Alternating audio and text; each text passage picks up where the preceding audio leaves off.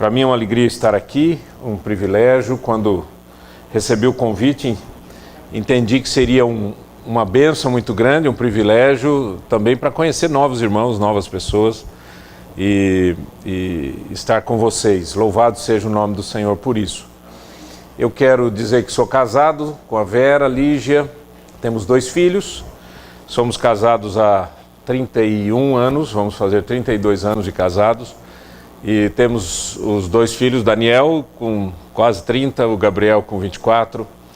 E nesses anos todos tem sido uma bênção, um privilégio muito grande poder viver a igreja, né? Sempre fui pastor, sempre desenvolvi ministério pastoral. Nesses últimos anos tem sido um pouco diferente a minha vida. Algumas coisas eu vou contar amanhã, pra gente até como parte do nosso tempo aqui juntos de reflexão, mas tem sido assim um aprendizado diário que Deus tem feito na minha vida nesses últimos anos.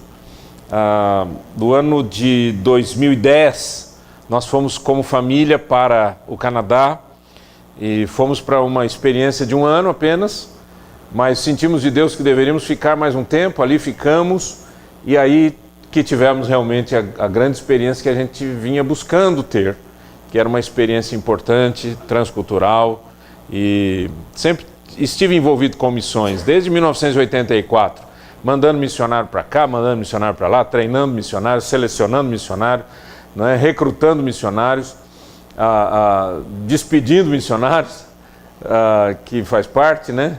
Nesses anos todos, e ali então foi um privilégio muito grande, uma oportunidade interessante. E eu conto isso, irmãos, porque toda vez que eu falo que eu morei no Canadá, as pessoas dizem assim: nossa, puxa, Canadá, que beleza. E realmente é um país maravilhoso, mas quando eu cheguei lá, eu descobri que é um campo missionário importante. É um campo missionário importante. Eu não sei se os irmãos sabem, mas a maioria na estatística da igreja no Canadá, a maioria é católica, romana, igual aqui. E pior, está aumentando o número de ateus, há um declínio de pelo menos 10% de crentes por ano, declínio. A imigração é muito intensa, levando muitos muçulmanos para o Canadá, muitos indianos para o Canadá, existem templos sikhs enormes, né? E muita coisa tem acontecido nessa área no sentido de fazer com que o Canadá acabe se tornando um grande campo missionário, né? Se eu fosse um imigrante, eu moraria lá, mas como eu sou um missionário, a gente vai onde Deus manda a gente ir, né? A gente não escolhe porque o país é bonitinho. Mas eu quero compartilhar com você nessa noite, abrindo o nosso assunto e trabalhando amanhã alguns aspectos um pouco mais técnicos, mas eu quero ministrar uma palavra de Deus ao nosso coração, né? Já ouvimos importante mensagem agora sobre o pastor, foi bênção de Deus, né? Sobre liderança. Vamos continuar nessa tônica, falando algumas outras coisas que são muito importantes. Quero convidar você para abrir a sua Bíblia no livro de Ezequiel, capítulo 33, capítulo 33 primeiro, capítulo 33. Nós vamos ler versos 30 a 33. Eu não pus o texto bíblico na tela, então vamos acompanhar na Bíblia mesmo, né? Diz assim, olha, 33, verso 30, diz assim: quanto a ti, ó filho do homem, os filhos do teu povo falam de ti junto aos muros e nas portas das casas, fala um com o outro, cada um a seu irmão, dizendo: vinde, peço-vos e ouvi qual é a palavra que procede do Senhor. Eles vêm a ti como o povo costuma vir, e se assentam diante de ti como meu povo, e ouvem as tuas palavras, mas não as põem por obra. Pois com a boca professam muito amor, mas o coração só ambiciona lucro.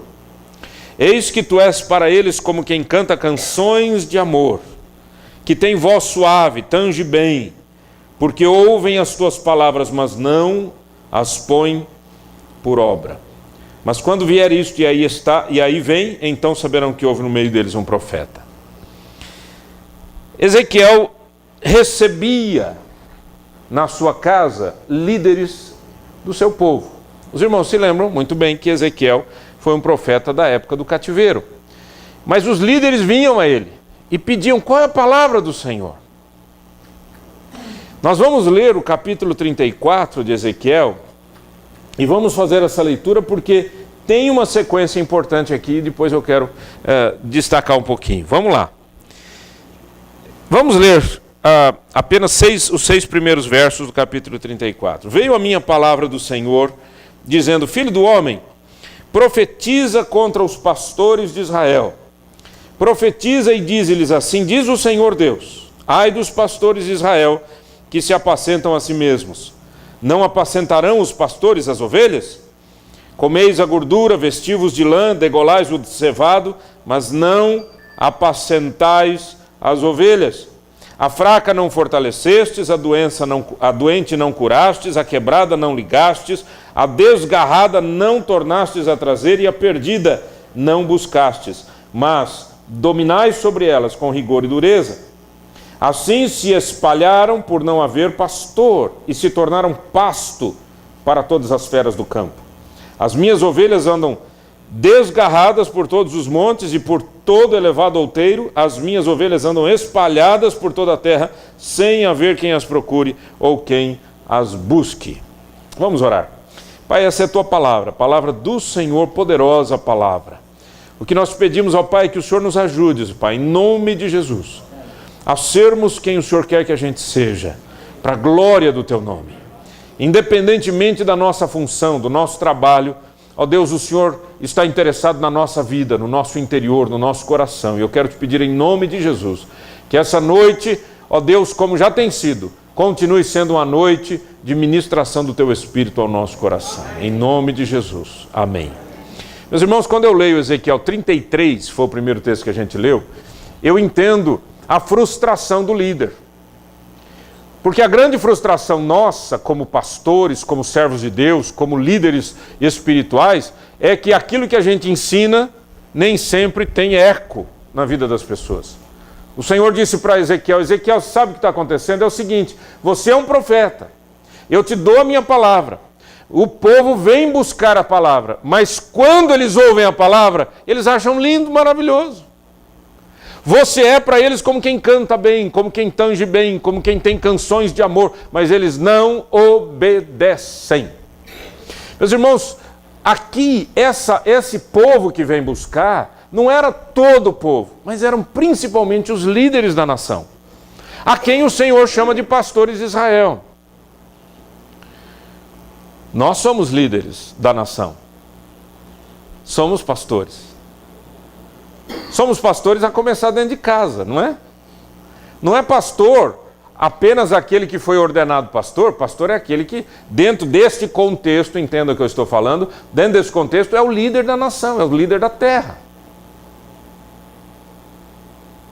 Quando eu olho a nossa nação, eu estou buscando o quê? Eu estou buscando gente que lidere a nação.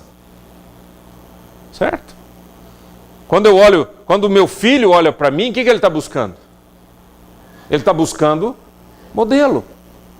Ele está buscando alguém que lhe dê um modelo correto do que é ser pai, do que é ser marido, do que é ser homem, do que é ser cidadão.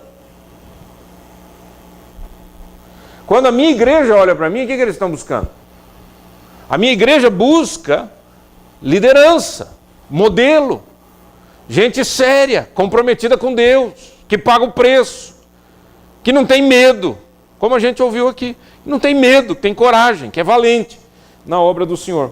Agora, o Senhor está dizendo aqui uma coisa, Ele está dizendo: Ezequiel, esse povo vem a você, você é um profeta, esse povo vem a você, mas eles não te obedecem. Então a primeira coisa que eu queria falar aqui, meus irmãos, é que há dentro do coração do profeta, há dentro do coração do líder, uma constante frustração. E que eu sinto muito de comentar com os irmãos sabem muito bem disso, é que isso não vai passar. É uma constante frustração. E a gente tem que aprender a conviver com isso. Porque se você não souber conviver com isso, você vai ficar com a síndrome daqueles que acham que podem tudo. E nós não somos Deus. Nós não podemos tudo.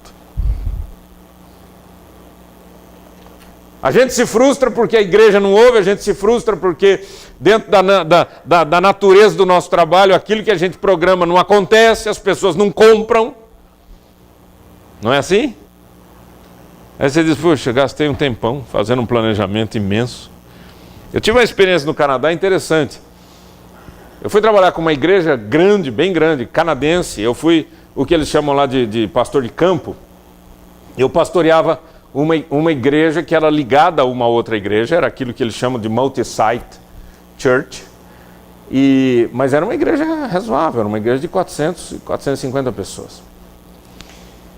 E quando eu entrei ali e tal, e estou andando, e estou conhecendo, e tateando aquela dificuldade toda. Não é minha língua, não é meu povo, não é minha cultura.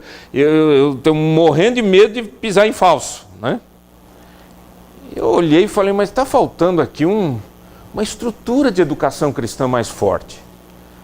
Cheguei para o líder, para o pastor sênior, falei, olha, que tal assim, que eu me proponho a trabalhar com uma equipe, se você quiser. Ah, que legal, você poderia fazer isso? Posso.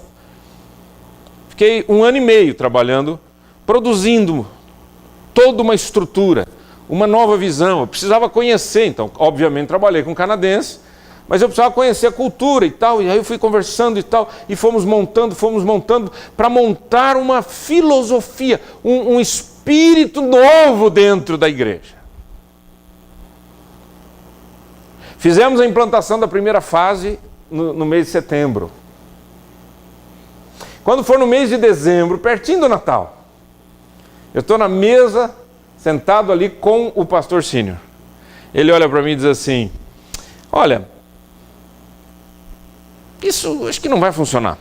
Esquece. Eu falei, como? Larga a mão, pode esquecer. Deixa de lado. Nós não vamos fazer isso. 1 ano e meio trabalhando, gente. 1 ano e meio produzindo material. 1 ano e meio, simplesmente numa palavra, eu me senti no Brasil. Eu falei, esses caras eles não são canadenses, eles estão enganados. Esse cara não é canadense, eu estou me sentindo no Brasil. Pode parar. Essa frustração ela é constante no coração do líder. Você fala, as pessoas vão com você até um certo ponto. Até o momento em que você não as incomoda. Esse é o espírito pós-moderno. Ele aceita tudo. Já percebeu isso, né? Você está sentindo, quem é pastor há mais tempo? Quem já tem cabelo branco? Ou, como eu? Onde é que está? Ah, está aqui atrás só, né? A gente já tem aí um tempo de ministério, a gente já pegou algumas fases na história, né? Porque o tempo está mudando mais rápido. 50 anos atrás, um pastor ficava 50 anos numa igreja, estou exagerando, ficava 30 anos numa igreja e era mais ou menos uma certa, né, tinha mudanças, etc., mas não era aquela... As mudanças hoje são muito mais rápidas. E o nosso povo hoje, quando eu falo nosso povo, estou falando do povo brasileiro, é um povo muito menos comprometido com a verdade. Por quê? Porque eles estão crescendo, aprendendo dentro da escola, os nossos filhos aprendem dentro da escola, de que não existe verdade. Verdade depende de você aceitar, depende de você fazer, Esse é o relativismo filosófico, certo? Não existe verdade absoluta, não existe nada determinado. E aí o que esse povo faz? O que esse povo faz simplesmente olha, eu aceito o que você fala, que bacana que você está falando, que lindo isso que você está dizendo, maravilhoso o que você está dizendo. Ah não, aqui você está pegando duro, eu não quero. Não é assim? Você tem sentido isso? Não. Quantos aqui são pastores de ovelhas? Pastor de ovelhas não, pastores de igrejas locais. Pastor de ovelhas a gente é, né? Pastor de igreja local, ok. Os irmãos têm sentido que isso tem ficado cada vez mais difícil. Trabalhar com os jovens e assim por diante. Mas vamos para frente. Daí o Senhor traz uma palavra pesadíssima para o líder. Ele diz, ai dos pastores de Israel. Por quê? O que eles faziam? Na verdade, eles tinham que ter algumas funções extremamente bem estabelecidas, e eu vou pegar apenas aquilo que está escrito aí no texto, né, para que a gente possa ter uma visão um pouquinho mais clara, ou pelo menos a partir do texto, do que é a função desse pastor que o Senhor está exigindo, ou está pedindo para o povo ser. Primeira coisa, ele está dizendo que esse povo não apacenta, esse povo não cuida, esses líderes não pastoreiam, esses líderes não alimentam. É isso que quer dizer a palavra apacentar, é alimentar. A gente lembra do Salmo 23, não lembra? O Senhor é meu pastor e nada me faltará, porque Ele vai me alimentar, Ele vai me levar na água, lá eu vou beber água, Ele vai me levar para comida, eu vou comer comida. O que está acontecendo hoje, gente, dentro das próprias igrejas, e eu creio que ninguém aqui está isento de uma reflexão, né? Eu estou sempre refletindo sobre isso, é que nós precisamos entender que o nosso negócio é gente e não papel. É gente e não estrutura. Nós criamos estruturas que simplesmente mataram o nosso coração de pastor. Por favor, não levante a mão, por favor, não precisa se condenar. Mas quantos de nós gastamos mais tempo com os papéis do que com as pessoas? Gastamos mais tempo fazendo relatório do que cuidando de alguém. Quantos de nós que estão se sentindo secos, exatamente porque a gente não está pastoreando? Porque, irmãos, vamos falar a verdade, quem é pregador aqui sabe. Onde é que a gente aprende mais a Bíblia? Quando a gente tem que pregar, não é verdade? Você estuda, e busca e lê, e clama, e chora, e clama, e ajoelha, e levanta, e vai para a Bíblia, e volta da Bíblia, e vai para concordância, e não sei o que aonde, e vai para o dicionário, e vai para... Aí a gente aprende, a gente cresce, aquela bênção toda, não é assim? E quando é que a gente sente o pastoreio do Senhor Jesus? Quando a gente pastoreia. O povo está precisando de pastores. O Senhor diz, vocês não estão fortalecendo as fracas. Tem um monte de ovelhinha fraca. Tem um monte de pastor fraco. Tem um monte de ovelha fraca. Tem um monte de esposa de pastor fraco. Tem um monte de pastor que está fraco na sua vida espiritual, na sua fé, na sua integridade. Com esse relativismo horroroso, muita gente já não crê mais que a palavra de Deus, o que está escrito é o que está escrito. A gente professa com os lábios, mas o coração está longe disso. Vocês não curam as doentes. Vocês não ligam as quebradas, ou seja, botar gesso no ossinho quebrado. Vocês não trazem as desgarradas e não buscam as perdidas. Veja, gente, isso daqui não é função do pastor? A função do pastor é cuidar de ovelha. Essa é uma função importantíssima. Qual que é a função de um líder? Qual que é a função de um pai? Qual que é a função de uma mãe? Dá uma olhada aqui, a lista está aqui. Qual que é a função de um governante? Está aqui, ó, a lista. Veja que o Senhor está chamando a atenção da liderança de Israel. E que são princípios aplicáveis a nós. São princípios aplicáveis ao ministério. O que tem acontecido? O Senhor tem dito para esses líderes, vocês não estão fazendo nada disso. É isso que diz o texto aqui, 34, verso 4. A fraca não fortalecesse, a doente não curasse, e assim por diante. E o que eles estão fazendo ao invés de fazer isso? Olha o que diz o texto bíblico, se você estiver com a Bíblia aberta. Versículo 2 lá, parte B. Ai dos pastores de Israel que se apacentam a si mesmos. Verso 3. Comeis a gordura, vestivos da lã, degolais o cevado, mas não apacentais as ovelhas. O que eles fazem? Eles dominam sobre as ovelhas. Essa é a palavra no versículo 4. Mas dominais sobre elas com rigor e dureza. Isso aqui parece fotografia de algumas igrejas que eu conheço. Parece fotografia de alguns pastores que eu conheço. Domínio controle, acha que pastorear é dominar as pessoas. Eu sempre disse para as minhas ovelhas o seguinte: não acredite em nada, não acredite em tudo que eu falo. Sempre falei isso. Vai na Bíblia buscar para saber se o que eu estou falando é verdade. Você não tem que viver em função daquilo que eu digo. Você tem que ter a sua vida espiritual. Segundo, eu quero fazer você pensar. Eu não estou aqui para ficar dando o tempo todo leitinho. Tem hora para dar leite. Só que um adulto que só fica ali na colherinha morre de inanição. E nós, homens e mulheres de Deus, temos que fazer esse trabalho. É o trabalho de ajudar as pessoas a crescerem. A que elas se desenvolvam. O que tem acontecido? O líder que cuida de si não tem tempo para cuidar do outro. Aquele que só cuida de si. É a mesma coisa com casamento, não é? Por que tem casamento que vai minguando? Por que o casamento muitas vezes vai secando?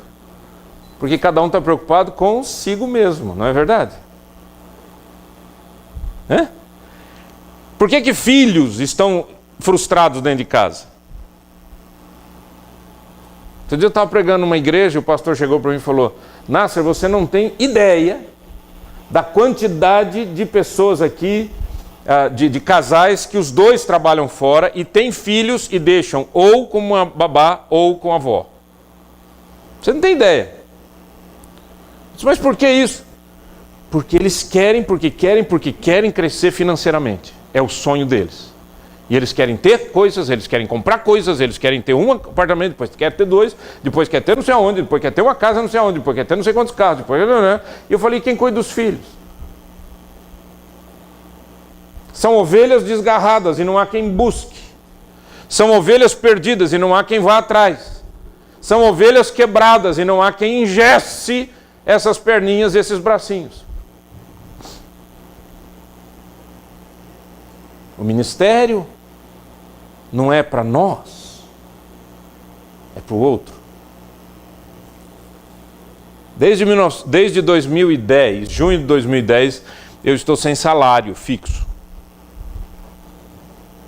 Sempre vivi do meu ministério pastoral, tendo salário da igreja. Desde 2010 eu estou sem salário. E as pessoas dizem: como é que você vive, Nasser? Nós esquecemos a Bíblia, fala a verdade. Ou a gente sabe e jogou em algum lugar do cérebro, né? A Bíblia diz que o justo viverá pela fé, não é assim não? Ou esquecemos dessas coisas? Esquecemos daquelas histórias, daquele povo que sempre ali ia lá ajoelhar para o pão chegar, ajoelhar para... Nós esquecemos disso. E os crentes vêm perguntar para mim, os pastores vêm perguntar para mim: Nossa, eu estou preocupado com você. Eu falei: não precisa se preocupar. Não precisa se preocupar, Deus tem cuidado de nós. Eu não sei te explicar como Deus faz. Mas eu estou sendo sustentado de uma forma interessante, miraculosa. A gente vai esquecendo princípios tão básicos, tão fundamentais, de que o pastor cuida da sua ovelha. Amém, queridos? Princípios. Qual que é o resultado de um mau pastoreio? As ovelhas se espalham, se tornam pasto para as feras do campo. Esse ponto 2 aqui é o que está acontecendo com a igreja evangélica brasileira. A igreja evangélica brasileira está sendo pasto de feras do campo. Sejam essas feras o diabo, ou a sociedade, ou outras igrejas mal intencionadas, ou pastores dominadores. E liderança não se faz com teoria, liderança se faz com prática. E o líder precisa acompanhar a ovelha, porque senão a ovelha é comida. É buscada pelo açougueiro, que fica procurando a melhor ovelhinha. Não é? Porque está cheio de urubu por aí, gente, não é verdade? Meu amigo, é igualzinho sua esposa. Se você não cuidar, tem alguém que cuide. Tem alguém que cuida.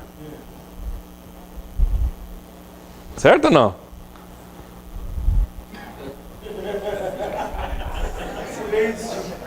Mas é verdade, queridos. E a mulher, a mesma coisa. Se você não cuida do seu marido, tem alguma, que está doida de vontade de cuidar do seu maridão abençoado.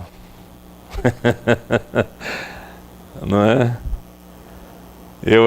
Eu tinha alguns anos de casado, assim, bem novinho, eu e a Vera, e um dia nós fomos a um encontro num lugar de retiro espiritual, e uma moça viúva chegou perto da gente e falou assim para minha esposa: oi, Vera,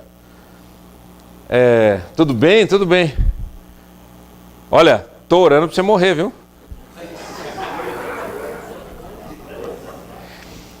Dizendo em tom de brincadeira, que eu não sei até onde que vai essa brincadeira, porque é gente que não lê a Bíblia, porque diz que quando a gente faz esse tipo de coisa e fala que fizemos isso por brincadeira, o Senhor chama isso de loucura, não é isso?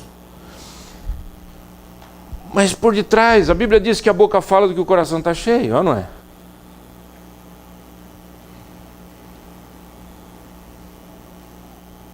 Não cuida da sua ovelha, não, você vai ver só o que acontece. Ela fica desgarrada e sozinha, e fica sem esperança, diz o texto bíblico. E aí vem o Senhor e dá uma palavra forte, meus irmãos. Você pode ler comigo em voz alta, por favor, desse verso? Verso 10 do 34. Assim diz o Senhor Deus: eis que eu estou contra os pastores e deles demandarei as minhas ovelhas, porei termo no seu pastoreio e não se apacentarão mais a si mesmos. Livrarei as minhas ovelhas da sua boca, para que já não lhes sirvam de pasto. O Senhor disse em primeiro lugar que Ele vai pedir contas. É isso que quer dizer, demandarei as minhas ovelhas. Eu quero saber o que você fez com o que eu te dei. Ai, Senhor, eu estava com medo, porque eu sei que o Senhor é bravo, eu escondi o talento, não é assim? E o Senhor diz: mal e negligente. Mal e negligente.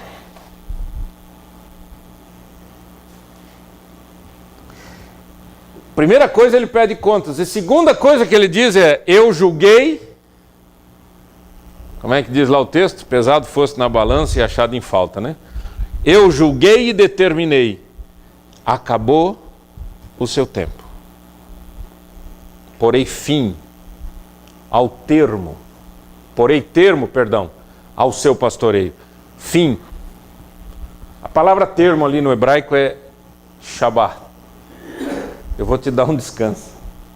Só que não é um descanso merecido. É um descanso porque você não está fazendo o que eu mandei. Então eu estou tirando você da linha. Eu estou tirando você do trabalho. A mim me pesa uma palavra dessa. E eu estremeço. Em alguns textos da Bíblia a gente sabe muito bem, queridos, que nenhum de nós cria crédito diante de Deus. Lembram disso? Lembram disso, irmãos? Ninguém cria crédito. O Senhor nunca vai dizer assim: olha, você errou, mas sabe o que é? Eu vou considerar os anos do seu trabalho, quando você foi fiel. A Bíblia diz que Ele não considera, não. É um dia de cada vez, queridos. Sabe por que Ele não considera? Por causa da doutrina da graça. Graça não é dádiva? Não é merecimento. Por que a gente não tem sido relevante no mundo? Eu levei o maior susto quando o pastor foi nos buscar no aeroporto, o pastor que nos trouxe, é aqui de Vila Velha. Eu levei um susto quando eu falei: como é que são as igrejas aqui em Vila Velha? Ele falou: bom, só Batista tem 60. Eu disse: quantos habitantes tem em Vila Velha? Quantos habitantes tem em Vila Velha? 400 mil. 400 mil, só Batista 60. Tem cidades inteiras que não tem 60 igrejas evangélicas. Só Batista, fora as outras. Aí eu perguntei: e a violência? Comentei: realmente aqui tem um problema. Tá, de vez em quando melhora um pouco. Aí eu assusto mais ainda. Por que a igreja não é relevante? Por que a gente não muda a estrutura social? Por que onde parece que tem mais crente tem mais problemas? Por que continua existindo a falta de caráter e a falta de integridade das pessoas? É simplesmente, queridos, porque tem gente que Deus já tirou o termo, ou melhor, não tirou o termo, Ele pôs termo, quer dizer, ele terminou, acabou o prazo de validade, e a pessoa continua.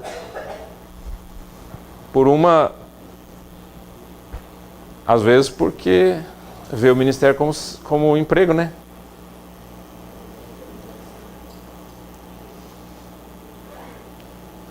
Eu era um jovem vocacionado. Jovem vocacionado, não tinha nem ido para o seminário. Estava numa reunião de pastores para ser examinado para ver se eu podia ir para o seminário. Hoje em dia não tem mais isso, né? Hoje não, nem precisa mais essas coisas. Negócio de vocação, essas coisas, a gente não precisa mais. A gente precisa do MEC. Mas, uma pequena crítica aqui, embaixo do pano, né? Mas eu era um jovem vocacionado. Sentei do lado de um pastor. Ele olhou para mim, nem me conhecia. Sabia quem eu era. Era um meninão. Ele olhou para mim e falou assim: rapaz, igreja dá muito trabalho. Esse foi um dos primeiros conselhos que eu recebi, assim, de incentivo, né, pastor Renê? De incentivo para ser um bom pastor, né? Igreja dá muito trabalho. Aí eu fiquei olhando e falei: se a igreja dá tanto trabalho, ele está reclamando tanto, por que ele está trabalhando como pastor? É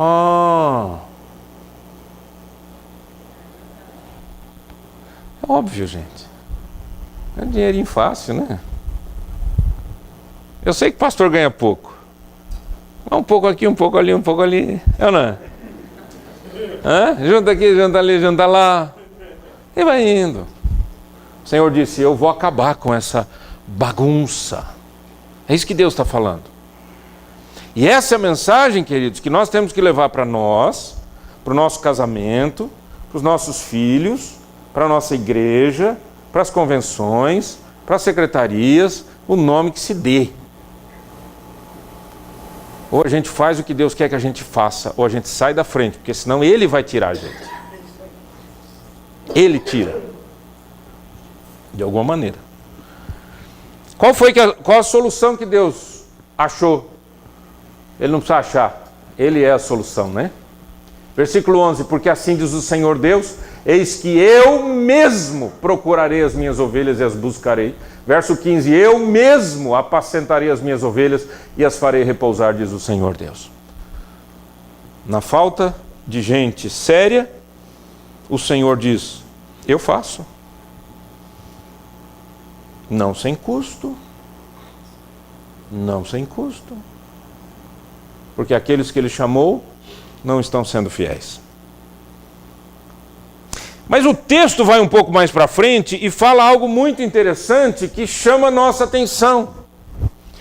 Em Ezequiel 34, versículo 16 diz: a perdida buscarei, a desgarrada tornarei a trazer, a quebrada ligarei, a enferma fortalecerei, mas a gorda e a forte destruirei.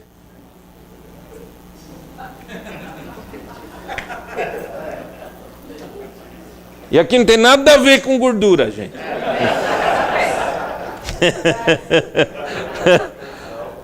Que essa é a neurose do nosso tempo, né? A neurose do... Deixa eu fazer um parênteses aqui. A neurose do nosso tempo é um negócio tão absurdo.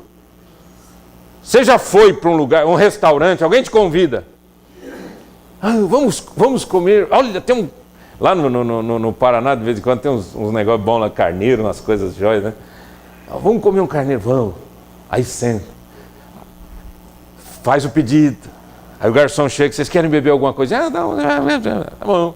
Estamos ali esperando. Aí um olha para a cara do outro. As mulheres começam a conversar. Isso aqui tem uma caloria. Gente, a gente nem o prato está fazendo. Você imagina como é que já vai ficando a nossa emoção. É ou não é? É um negócio sério. Aí vem a comida. As mulheres têm essa mania. Desculpa falar das mulheres, mas tem uns homens também que são assim. Aí bota na boca assim: gente, isso aqui, perdi todo o regime que eu já fiz a semana inteira. E você comendo ali do lado, dá uma sensação, é ou não é? Olha, se você faz isso, por favor, não faça na minha frente. Tá certo? Aí você vai dizer assim: é por isso que ele é gordinho. Mas sou feliz. Como com alegria. E não fico neurótico. Sei que eu estou fora do peso, sei que eu preciso me cuidar, mas não é assim que se cuida. Ficando neurótico e comendo com raiva. Que coisa! Bom, essa ovelha aqui não tem nada a ver com a ovelhinha gordinha fora do peso. Tá certo, queridos? O Senhor aqui está falando uma outra coisa. Ele está dizendo o seguinte: que a gorda, a ovelha gorda, ela faz algumas coisas interessantes. Diz assim: acaso, falando para a ovelha gorda, não vos basta boa pastagem, a vez de pisar aos pés o resto do vosso pasto? E não vos basta o terdes bebido as águas claras, a vez de turvar o resto com os pés?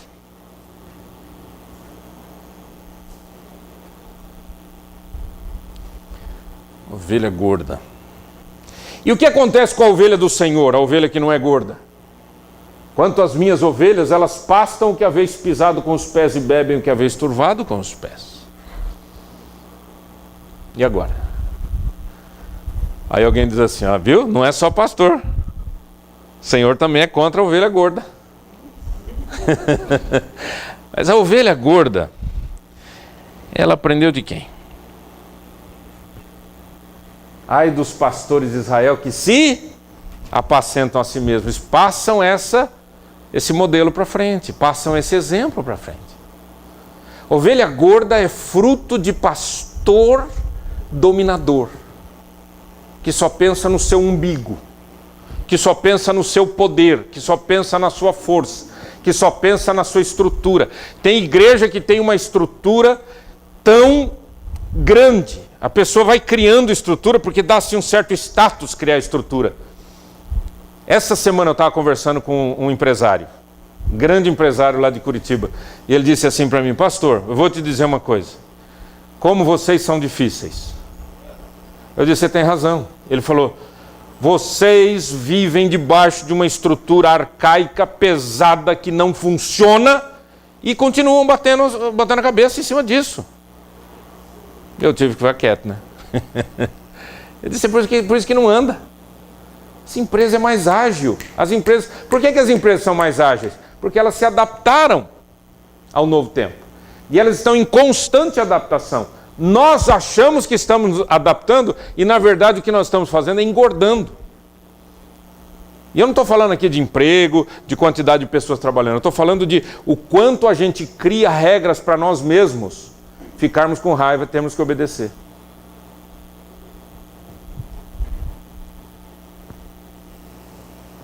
Quantos pastores já não curtem mais um bom cafezinho, batendo um papo com um amigo? Bom, não tem amigo, né? Pastor não tem amigo. É quase colocar no Wikipedia, né? Pastor. Definição: aquele que não tem amigo. Está quase aí já, porque a gente não tem amigo, né? E sabe por que a gente não tem amigo? Porque a gente não consegue relaxar. Quando é que foi a última vez que você relaxou, irmão? Quando é que foi a última vez que você curtiu a vida com a sua família? Quando é que foi a última vez que você riu até chorar de rir?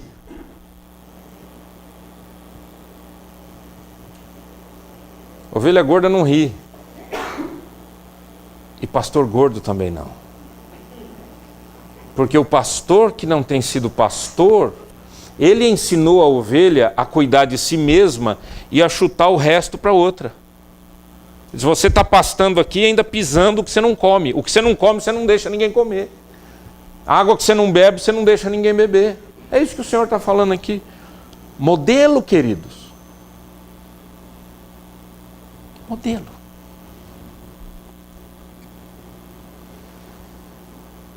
A Bíblia diz que o Messias traz aliança de paz, né?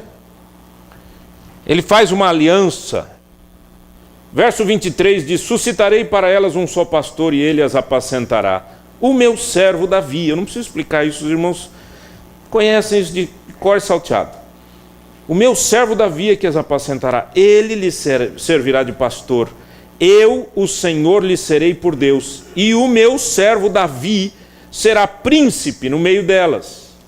Eu, o Senhor, o disse: farei com elas aliança de paz. Eu farei com elas aliança de paz. Nós conhecemos essa linguagem. Nós conhecemos isso teologicamente, o que isso significa.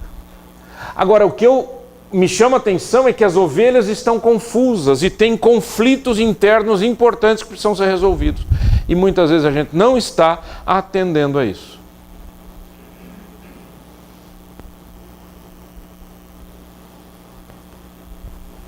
Muitos pastores, tudo que eles querem é uma igreja grande.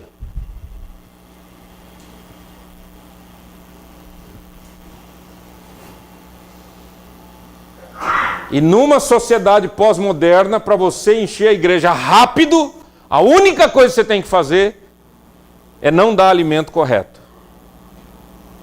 Só um pouquinho. Um pouquinho de saladinha, um pouquinho de não sei o quê, um pouquinho de carboidrato, um pouquinho de proteína. Você nunca toca em assunto polêmico, nunca põe o dedo na ferida de ninguém, e a sua igreja fica bonita, e todo mundo que vai na sua igreja diz, que coisa linda, aquele pastor, gente, eu tenho vontade de apertar as bochechas dele, que coisa linda. É para isso que Deus nos chamou, para a gente virar bochechão. Tem um monte de ovelha confusa. Eu fui pastor numa grande igreja, eu era um co-pastor, foi uma das únicas vezes que eu não fui pastor principal, titular, né? Sei lá. E um dos líderes da igreja teve um problema muito sério mental, teve um surto, começou a ser tratado com remédios fortíssimos, morava no 16º andar de um prédio, e um dia ele disse para a esposa não ficava longe dele um minuto. Mas naquele dia ele disse assim para ela, olha querida, eu estou me sentindo tão bem, graças a Deus eu estou tão bem, você não podia fazer aquela sopinha que só você sabe fazer? Ela falou, mas está tudo bem com você? Está tudo bem, fica tranquilo. Ela foi até a cozinha, ele pulou do 16º andar, estatelou no chão. Eu recebi o recado, eu já não estava mais pastoreando essa igreja, mas morava na mesma cidade, era um amigo muito querido, eu estremeci. Aquela situação horrorosa que você pode imaginar. E as pessoas fazendo a seguinte pergunta, por quê? E agora? E o que vai acontecer com esse homem? Nós ouvimos tanto que quem se mata não vai para o céu, e agora? O que a gente faz? Essas eram as perguntas. Fomos para o enterro, para o velório, foi no templo, ele era um dos líderes da igreja. E o pastor, que tinha sido pastor dele, 30 anos, que era o pastor amigo dele, que viajava nas férias com ele, fez um dos sermões mais artificiais que eu já vi na minha vida. Falou do céu, não que não seja importante falar do céu, falou de algumas coisas, não tocou na vida desse homem, não respondeu nenhuma pergunta daqueles crentes que estavam desesperados, não entendiam o que estava acontecendo. O pastor precisa ajudar a ovelha, meu Deus do céu, o que nós estamos fazendo nessa terra se a gente não faz uma coisa dessa? Mas é um assunto polêmico. Quer dizer que assunto polêmico a gente não deve tratar. As ovelhas precisam do pastor para verem o pastor. É ou não é? 15 dias atrás uma senhora chegou para mim e falou assim, pastor, eu não entendo o que está escrito na Bíblia, por que que Paulo diz, sede meus imitadores? Que uma sensação horrível, eu não me senti bem de ler esse texto. Falei, calma, você tem que entender o que está por detrás disso. Imagine como é que as pessoas vão conhecer Jesus se não conhecerem os servos do Senhor Jesus que o imitam. Então, Paulo não estava sendo nem um soberbo e nem um falso modesto. Ele estava sendo um homem que estava dizendo para as pessoas, olhem para mim. Você quer saber o que é ser um crente? Olhe para mim. Na sociedade que nós estamos vivendo, as pessoas dizem, não olhe para mim. Olhe para Jesus. Como é que você vai olhar para Jesus? Aí você diz, vai ler na Bíblia. Aí você não ensina para as pessoas nem ler a Bíblia. Pensa nisso, querido. Enquanto eu estou falando para você, eu estou falando para mim. Enquanto eu estou falando para você, eu estou falando para os pastores do Brasil, tá bom? Graças a Deus eu não conheço seu coração. Mas Deus conhece o meu coração. E Ele conhece o seu coração. A mensagem apocalíptica que aparece aqui, ó, olha o que o Senhor fala. Ele começa a dizer: eu vou acabar com as bestas feras da terra, seguras habitarão no deserto, dormirão nos bosques. Imagina, ovelha segura no deserto e dormir no bosque. Isso é uma mensagem apocalíptica, você entende, né? É uma mensagem que está falando do fim. Ele está falando da restauração de todas as coisas. Agora, por que é importante a mensagem de restauração? A mensagem de restauração traz tranquilidade, traz uma paz ao coração das pessoas, o retorno triunfal do Senhor Jesus dentro do nosso ministério nos ajuda a ajudar as pessoas, em primeiro lugar, a que nós nos reconciliamos com o Senhor. Jesus vai voltar, Jesus está voltando, Jesus está às portas. Parece que a gente não prega mais isso, parece que a gente não ouve mais mensagem disso, né, queridos? Fala a verdade. Tem igreja que você vai, irmãos, eu tenho dito para os irmãos que de 2010 para cá, eu tenho tido uma vida diferente, é porque de 2010 para cá eu tenho sido mais ovelha do que pastor. E isso tem feito um mal para mim, sabe por quê? Porque eu tenho perguntado para mim se eu tratei as minhas ovelhas do jeito que esses pastores estão me tratando. Isso tem feito mal para mim. De ir num culto, e porque eu sou pastor, tantos anos de ministério, tantos anos de pregação, tantos anos de leitura da Bíblia, tantos anos vivendo espiritualmente a vida cristã, você chegar num culto e não aprender nada. Nada. E pior, os crentes saírem dizendo: que coisa linda que foi esse culto, que coisa mais maravilhosa. É aí que você vê como que as pessoas não sabem nada. Até gota de chuva suja mata a sede daquele que não tem nada. Quando foi a última vez que você ouviu uma mensagem que Jesus vai voltar? Não me interessa se o arrebatamento vai ser antes, depois, no meio, 3/4, meio, 0,7. Esse não é o problema. A questão é que Jesus vai voltar, ele vai arrebatar a sua igreja. Isso tudo vai acontecer, mas a gente não fala mais, a gente não ouve mais. E a mensagem apocalíptica é mensagem de esperança.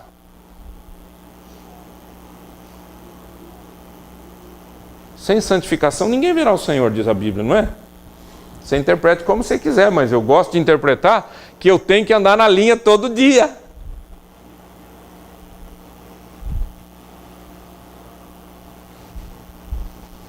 Quantos pastores vocês têm encontrado que são mentirosos? E a Bíblia diz que o diabo é o pai da mentira. Mas você tem encontrado? Ou não? Oi, querido?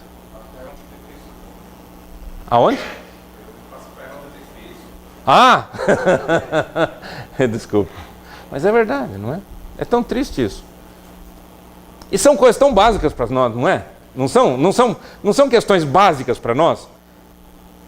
Se uma pessoa começa a mentir para você, o que você fala para ela? Você lembra do quê? Da Bíblia, né? Diz: olha, a Bíblia diz que a gente deve falar a verdade, cada um com o seu próximo. A gente deve falar a verdade em amor, mas deve falar a verdade. 2 Coríntios 13:8, né? Nada podemos contra a verdade, senão em favor da própria verdade. O diabo é o pai da mentira, não é assim? Aí você vai conversar com o pastor e o pastor mente. O pastor cria relatório para agradar a junta tal, convenção tal, secretaria tal, e cria relatórios falsos. Fala que fez o que ele nunca fez. E a gente vai esperar o quê do resultado? Qual o resultado?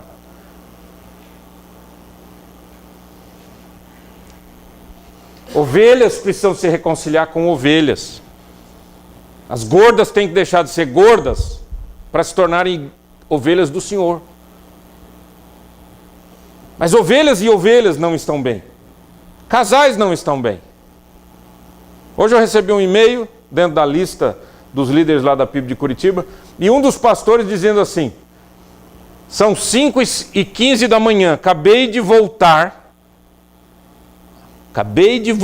de um aconselhamento que passei a noite O marido e a mulher estavam irados e eu passei a noite inteira na companhia da polícia e eles. Marido e mulher estão brigando desse nível, você imagina crente e crente. Eu continuo ouvindo crentes que amam a Deus dizerem para mim: não dá para ser honesto no Brasil. Como comerciantes, como empresário. Não dá para ser honesto no Brasil. Eu continuo ouvindo isso. Você não ouve? Por que a gente não é relevante? Porque a gente não é quem a gente deveria ser, a gente não faz o que a gente deveria fazer. Pastores precisam se arrepender diante das ovelhas e criar uma nova história. Esse é o mais difícil. Até entre nós pastores a gente até chora um com o outro e dá uma ajeitadinha, mas pastor pedir perdão para a ovelha é mais ou menos como pais pedirem perdão para os filhos, né? Tem pais ainda que acreditam que não devem pedir perdão para os filhos, porque eles não erram, né? E filho é filho. Tem que ouvir e ficar quieto. E se eu errar, o problema é meu, não é seu.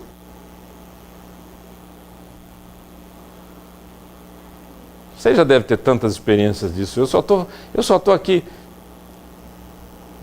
trazendo um pouquinho, né, de reflexão de coisas que nós estamos vivendo isso, gente. Nós estamos vivendo. Ninguém aqui não está vivendo isso, né? Mas eu me lembro um dia que o meu filho, ele estava aí com uns 18 anos. E eu percebi que ele não estava muito legal, percebi que ele estava muito triste, percebi que ele estava meio bravo.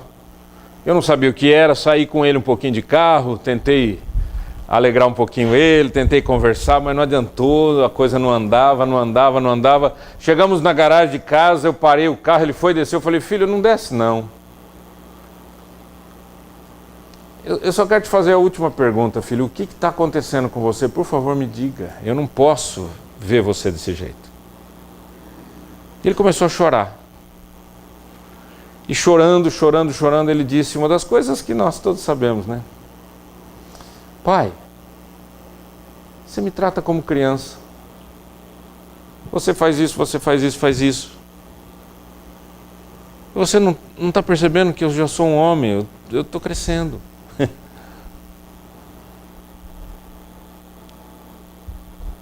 Eu olhei para ele e falei: olha, filho, eu quero te pedir perdão. Não justifica o que eu vou te falar.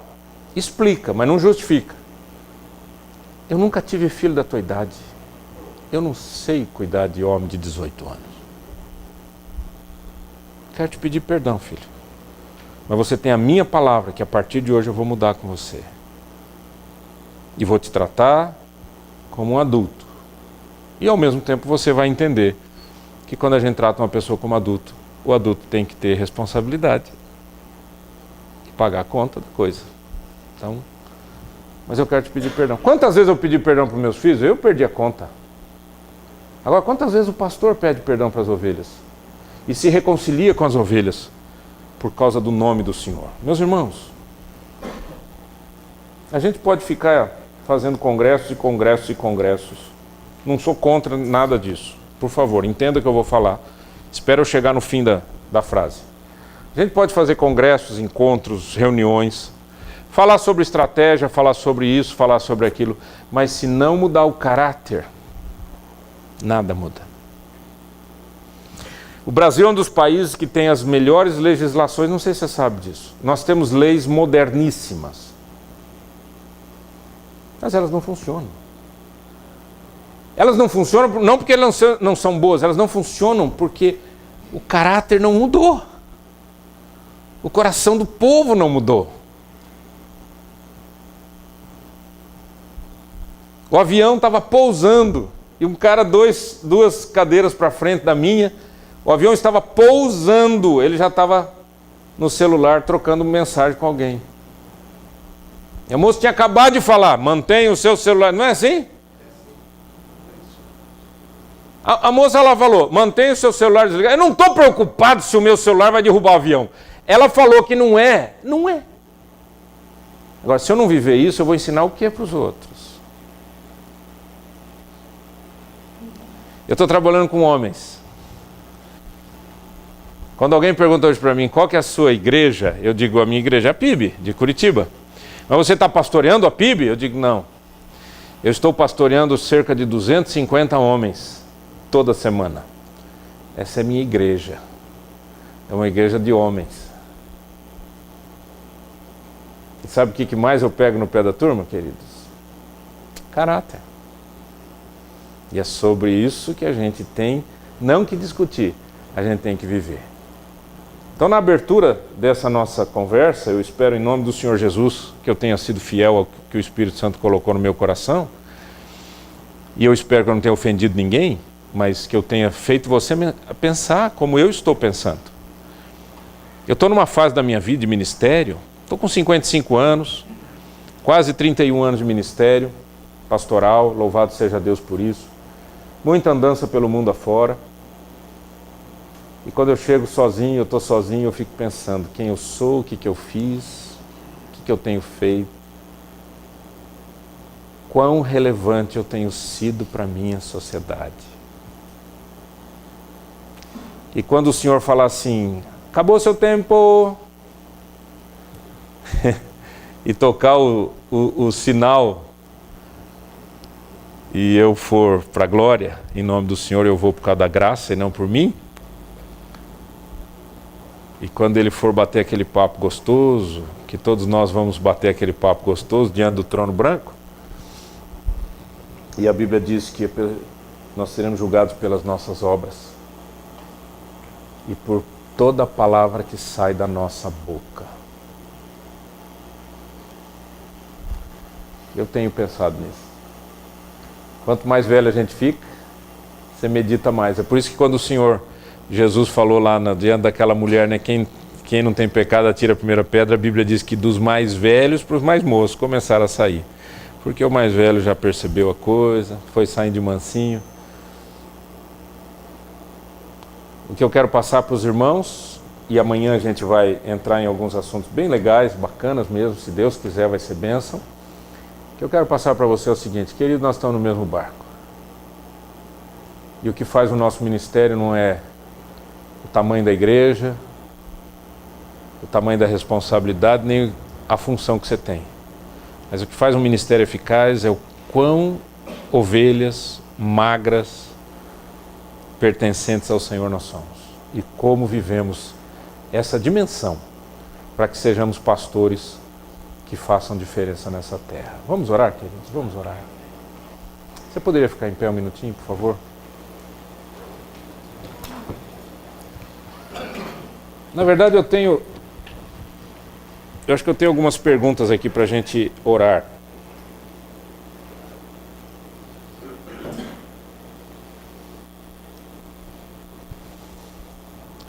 Acho que algumas perguntas aí, por já todas. Opa, deu uma... Desculpa.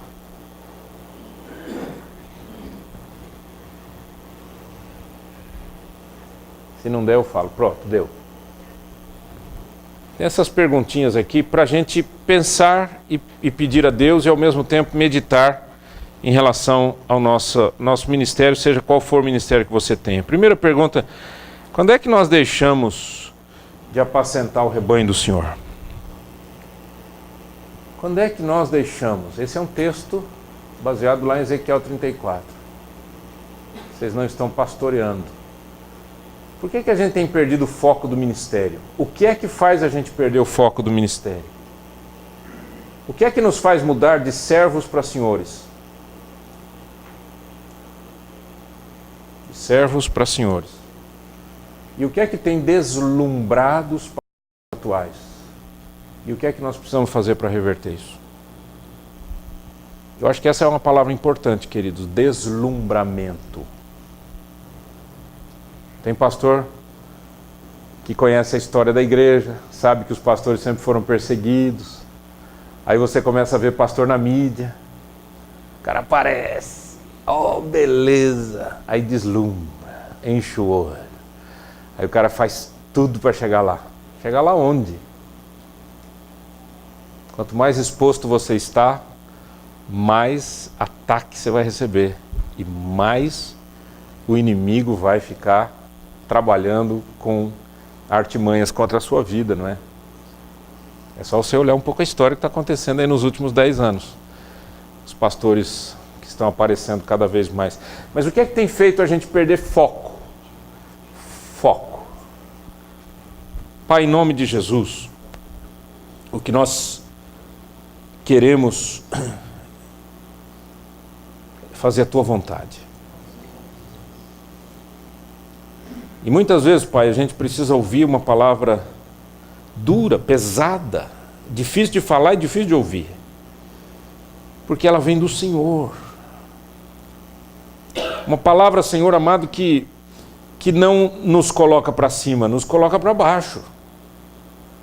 Para que a gente possa ser ressuscitado das nossas atitudes erradas, dos caminhos diferentes que andamos assumindo. Pai, eu quero te pedir perdão em nome do Senhor Jesus, das vezes que eu tenho errado o foco e que eu não tenho sido o profeta que o Senhor quer que eu seja, porque algumas vezes eu fiquei como Ezequiel. Olha aí, o povo vem, pede orientação e faz o que quer. E o profeta fica frustrado. Eu confesso, Senhor, que muitas vezes na minha vida eu fiquei frustrado. Mas eu te agradeço porque a tua graça é tão maravilhosa que o Senhor me faz sempre voltar para Ezequiel 33, para eu entender que a questão não é eu ficar triste, a questão é eu entender que eu não posso deixar de ser profeta.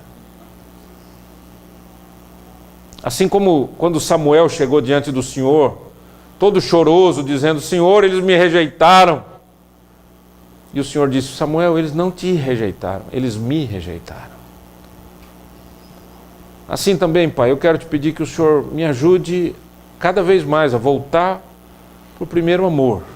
O primeiro amor da vida espiritual, o primeiro amor do ministério, o primeiro amor do chamado, o primeiro amor da vocação, para que os novos pastores, os jovens, possam ver em nós mais velhos, homens e mulheres que não falam de Deus, vivem Deus. Que não falam da palavra, vivem a palavra. Que não são apenas ensinadores, mas que são praticantes das sagradas letras. Pai, eu quero te pedir que eu sei que é pouco tempo que os irmãos queridos vão estar aqui, tem muito trabalho para fazer, mas eu quero te pedir um presente para cada um, Pai. Eu quero te pedir que eles curtam definitivamente esse tempo aqui. Seja um tempo de descanso mesmo. Seja um tempo de reflexão, seja um tempo de sorrir, de rir, de fazer amigos, de pedir perdão, de se acertar, de se renovar e de voltar, ó Deus, para o seu posto de trabalho restaurado para a glória de Deus, para a glória de Deus. Ajuda-nos, Pai, em nome de Jesus. Amém.